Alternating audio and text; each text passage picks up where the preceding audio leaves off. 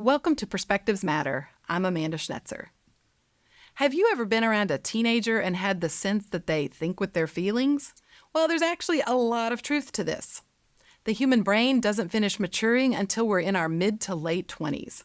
That makes our teen years an incredibly important time for fostering healthy brain development. Things like critical thinking and reasoning, building social skills, and managing those big emotions. Here to help us explore the teen brain are two distinguished experts from Center for Brain Health at the University of Texas, Dallas, which is celebrating its 25th anniversary. Dr. Jacquelyn Gamino is director of the center's Adolescent Reasoning Initiative and a lead researcher in adolescent brain development and executive function remediation. And Maria Johnson is director of Youth and Family Innovations with UTD's Center for Brain Health and lead research clinician for the Charisma virtual social coaching platform. Ladies, welcome to Perspectives Matter. Let's dive in. Jackie, you are a neuroscientist. What is different about a teen's brain than, say, a toddler's brain or an adult or older adult's brain? The teen brain is going through an enormous amount of development, more so than at any other time in life except for infancy. And so what's happening is during the first few years of life, the brain is actually making many connections, too many. So during the teen years, there's this cascade of chemistry that happens in our brains that allows us to prune back some of those connections so that we can think at a much more mature level. The amygdala, which is the center of our emotional feelings and control, is developed sooner in the brain, and the connections aren't as strong to the frontal lobes as they will be in adulthood. And that's why they think and with their emotions much more than you and I do. What are some of the factors that can affect a teen's brain development, either positively or negatively? Just about all environmental issues can. Poverty sometimes does because of a lack of nutrition, a lack of stimulation. The brain develops because of the environment we're in. And so if we enrich the environment through school and through parenting, the brain is going to develop in a much different way than if we just put the child to the side and leave them on their own. I mean, it seems right now, Maria, that we are in a kind of period of our history as a country, even as a world, where there's more urgency today to support brain fitness in young people and in adolescents. What is driving that, and what should we be doing about it? Absolutely. I think that connectedness is a key driver in brain development, especially across the adolescent and teen years. We think of our social circles, our social stigma or stance that we get. And oftentimes what happens is that our whole world revolves around the people that are in it. And so it can be very daunting if our social circle is really small. If for some reason we don't feel connected or included in our peer group, and that can really set aside healthy brain development because we end up focusing more on what we don't have than on what we could have. And I've got a 14-year-old son. If we took him as an example, what are the things that I should be watching for, and other parents who might be viewers today, or what should you be watching for to have a sense of whether your teen or your adolescent is on sort of a positive path, or there could be signs of trouble or challenge ahead? Well, one thing that I think is really important is that it's not the quantity of peers that you're connected to. It's the quality of the relationships and the friendships. And so it really is not about the largest friend group, how many people like me or how popular I am, but instead it's about the depth and breadth of those relationships. So how close do I feel? Who can I trust? Who is going to help give me a brain boost if I'm feeling lonely or if I'm feeling worried about something? So we want to surround ourselves with people that we can trust and that we know that are going to lift us up, especially in today's society when so many teenagers and so many youth feel let down. And is that circle of trust parents, teachers, peers at school, grandparents and aunts and uncles. I mean, is there any one group that's most important in that, or are all of those people in your life important? Well, it takes a village, right? And so I really do think that it's everyone. When we think of our social network, it's not just peers. It does involve our family members, our educators, our teachers, our coaches. My son is a wrestler, and his brotherhood are his teammates. And that really is where he goes to belong and to feel like, hey, I'm part of something here that's bigger than myself. And if you can find that, then it doesn't matter where that comes from, if it's from a family member, if it's from a sports community, or if it's from your school community, that's what you want to be looking for. Yeah, I sometimes forget our children spend an incredible amount of time every day at school. And so who they're interacting with, whether it's friends, teachers, administrators, is really important. Which leads me to Jackie. I know you spend a lot of time in your work focused on student performance in school and a term or phrase called executive function. Can you tell us what is executive function and why is that important to focus on in a child's life, especially in relation to school? Well, executive function is kind of an umbrella term that focuses on all of the different brain processes that we use to control our thinking, our behavior, our socialization, just about everything that we do that makes us human, that makes us fit into society. So executive function is crucially important. It's mostly important for learning as well. Executive function helps us focus, it helps us organize, it helps us become more persistent, and it helps us become problem solvers and critical thinkers. Can you share an example of what you mean? What is something that a skill you might teach a child, and how they might apply that in their day-to-day life at school? We teach students how to think at a higher level. So we start with some basic executive function exercises that we train them, and then we train very quickly to be more open to new ideas, to be creative, and to innovate, as well as to look at different perspectives, not just take the perspective that fits in with what you think, but also look at the other side so that you can build those connections and think more deeply about information. Wow, we all need to learn how to do that. Why is it so important to learn how to do that when you're a teenager, say? Well, the brain is very plastic all throughout our lives, but it is most plastic when the brain is developing. And so any skills that we can teach teenager, be it athletics or thinking skills, it's going to form connections within the brain that is potentially going to be more lifelong abilities that they acquire. So how do you know it works? Well, we have worked with over 90,000 students because we had one of the original Train the Trainer models at Center for Brain Health, where we train our teachers. So our teachers are, in fact, our brain trainers. And we show teachers how to give students the opportunity to think at a level of more depth. Interesting. So we've talked about executive function and kind of performance in school. The other side of that experience day to day at school is in your social network and how you interact with your peers. And I know, Maria, that's something you spend a lot of time thinking and working on. Tell us about your work and social skills. What is a social skill? I guess we all know, but it would be helpful to hear it from your perspective as the expert. And what do we need to be working on when we're teenagers and adolescents? Yeah, I think that when we consider social skills, oftentimes we think about friendship. We think about our ability to make and keep friends.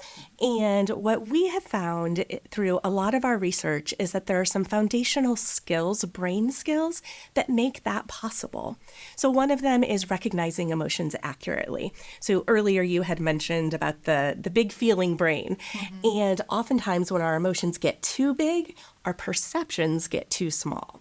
And so what that means is that we might not quite accurately be picking up on how somebody's feeling or on what they're thinking. That can cause conflict. That can create kind of disruptions in relationships and really cause a student or a teen to feel very self-conscious.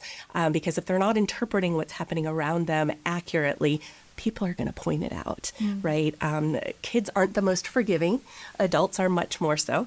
And so sometimes it can really become a challenge then to know, what should I say? What shouldn't I say? Should I share my opinion? Should I keep it to myself? And so one of the other components of being social is communication, right? It's very important to be able to consider not just what people are feeling, but what they're thinking. And when we respond to another person's thoughts, when we can connect with them one-on-one or in a small group, then we can start to connect the dots and really make sense of what people are saying to us. That makes a lot of sense. I mean, those are skills that we all need, all children need. What if you have a child that is extra challenged in this area? I have a son who has ADHD. When he was younger, social skills and social interactions were tougher for him to kind of foster and develop and manage than, say, for his peers. What does it look like? What's different if you have a challenge in this area than sort of just fostering that naturally in young people? Well, one of the things that we study at the Center for Brain Health is individuals that have neurodevelopmental differences. And so we all know that our brains learn differently. Some individuals really struggle with understanding social rules, social norms, and how to connect with one another. And traditionally, this might be someone that has ADHD like your son. It may be somebody that has a diagnosis of autism spectrum disorders. We're seeing an uptick in social anxiety right now. And so a lot of families are coming to us because their children are reporting an overwhelming amount of anxiety when needing to interact with others. And so what we wanted to do is figure out, is there a way that in a non-threatening, motivating manner, we could teach some of these social skills like emotion recognition and interpreting what other people are thinking and feeling. And so How do you do that? Yeah, right. So in 2008, we said, well, can we use technology to do this? What if we put individuals that were struggling socially into a virtual learning environment, like a video game, and then we role-played different social scenarios so that they would have a safe place to practice the strategies that we're teaching them, to think more critically about how they're coming across socially and how to present themselves in the best way possible.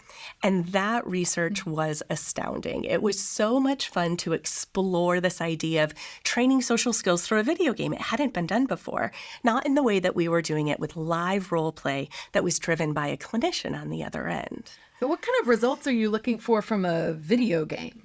Yeah, so because it's actually a dialogue that's happening between the client and the client drives all of the interactions. So we're looking to see how much are they taking the initiative.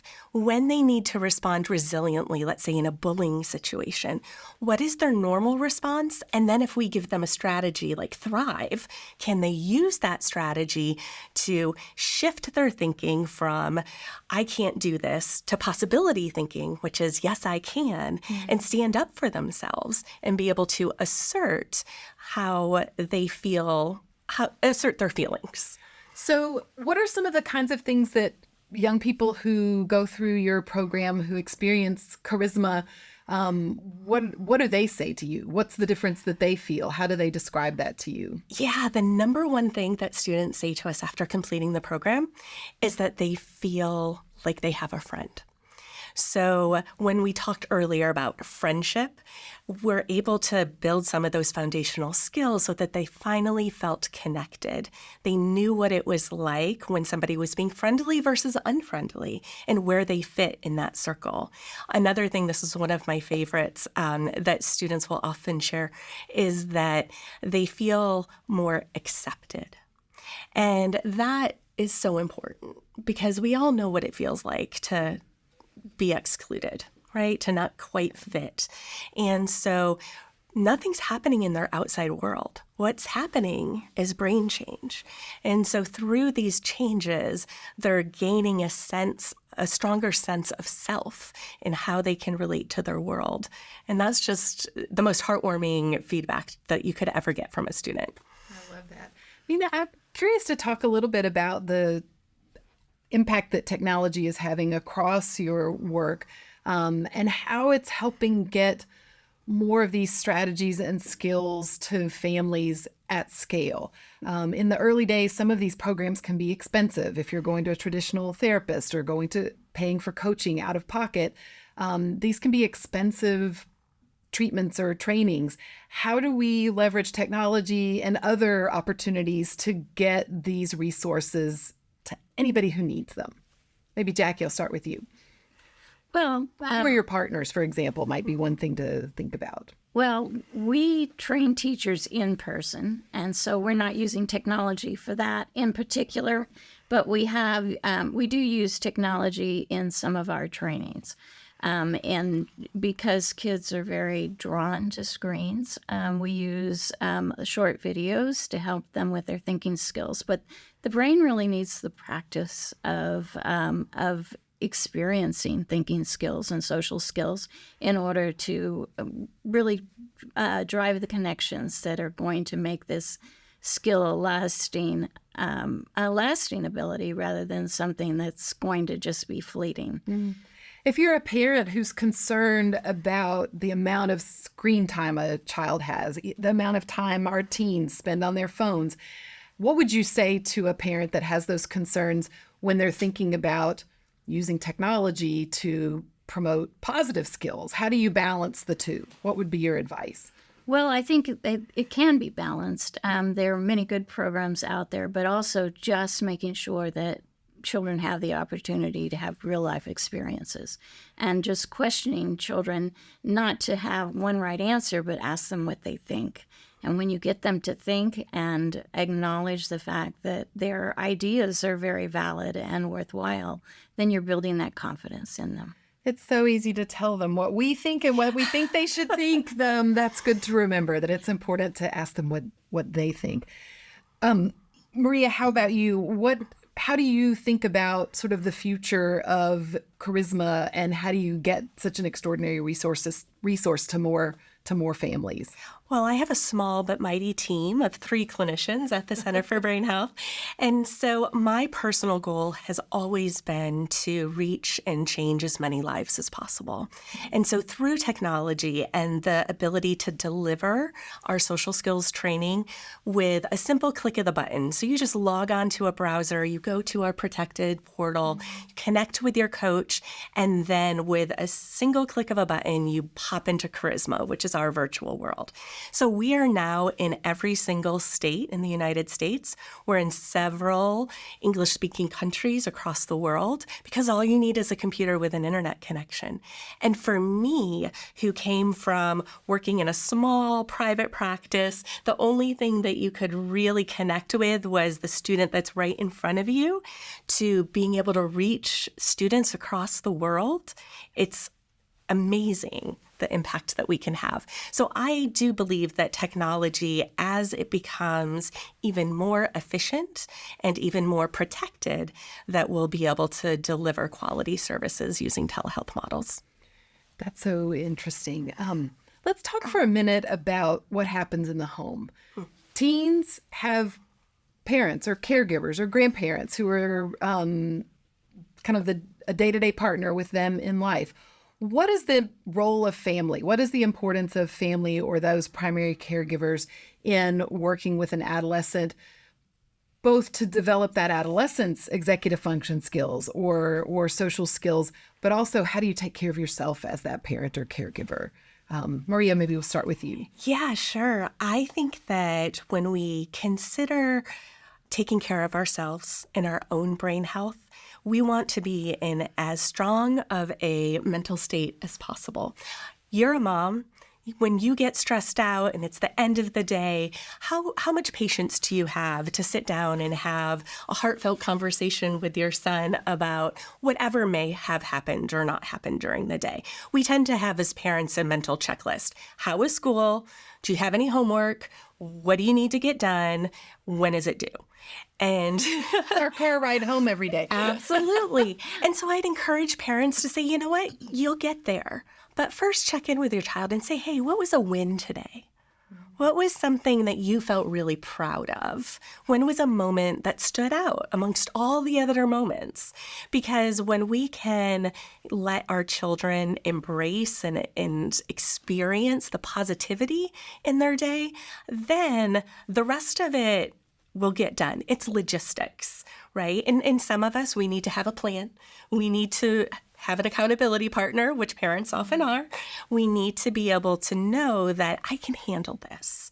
And so first, let's check in socially and emotionally with our children, and then we can get to the academics. So what do you do if you're a parent and you think, well, my response ought to be they're doing something that I think is wrong or they're misbehaving, and my inclination might be to create consequences, punishment, grounding. If you're a teenager, it's not so much timeout as it is getting grounded. How do you balance those kind of traditional responses a parent or a caregiver might make with that sort of warmth and perspective taking, and how can I support you in working through whatever is driving that behavior? Yeah, earlier Jackie had mentioned critical thinking. As parents, sometimes we get stuck with the what you should do, what you shouldn't do, instead of asking the why. And so if you can open the conversation and not an accusatory, why did you do that? But I'm really curious. You had a couple of choices there, and this is the choice that you made. Can you talk to me about what was driving that choice? What was really influencing your decision? And when we do that, then the floodgates start to open. We start to learn so much more than what we ever thought was true with our children. But we have to be listening with an empathetic ear. And that is so important.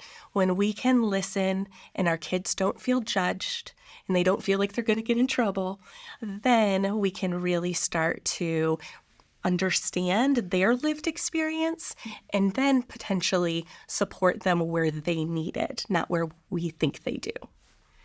Jackie, is that similar in the context of the work that you do? A parent or a caregiver notices that the child is struggling with homework. They're constantly disorganized. They can't get out of the door for school with both shoes on their feet, or if they do, the shoes don't match. Like, do you have similar perspective on how do you spot those challenges, and then how do you balance kind of providing the right kinds of support? Right. Well, with executive function, it's all about how we train it, and it is one of the most trainable spectrum of brain processes that we have. And so there are a lot of things that parents can do that help the child learn to be organized and to plan ahead. The child might resist it at times, but in the long run, they'll find that their lives are easier. So it's parenting and realizing that executive function is something that we absolutely must have in order to even begin to learn. I want to pick up on something I think, Maria, you mentioned earlier. You said sources of anxiety. It feels like we're in a time, especially coming out of a global pandemic, where children are facing a lot more anxiety, a lot more challenge with their organization and executive function, or just thriving in school. Is that true?